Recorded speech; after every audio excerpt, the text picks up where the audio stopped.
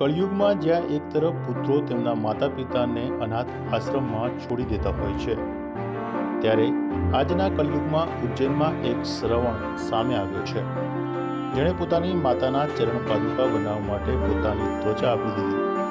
જી હા, ડાચા ભવન વિસ્તારમાં રહેતા રોનક ગુર્જર જે દરરોજ રામાયણ વાંચે છે, તેણે રામાયણ વાંચતી વખતે એવી પ્રેરણા મળી કે તેણે પોતાની ચામડીમાંથી તેના માતા માટે ચપ્પલ બનાવવાનો સંકલ્પ કરી લીધો હતો। प्रभु ने खुद बताया कि माँ से बढ़ के दुनिया में कोई नहीं है।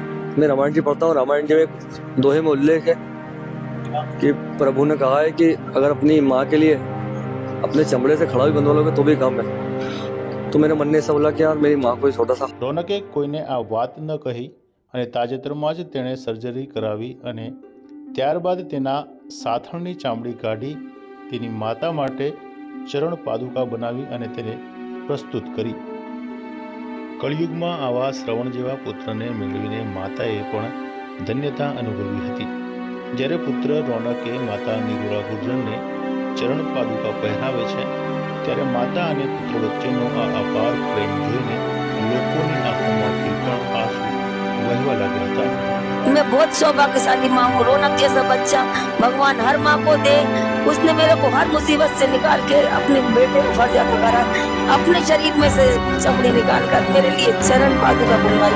भगवान उसके हर दुख मेरी झोली में डालते, उसको सदा सुखी रखे।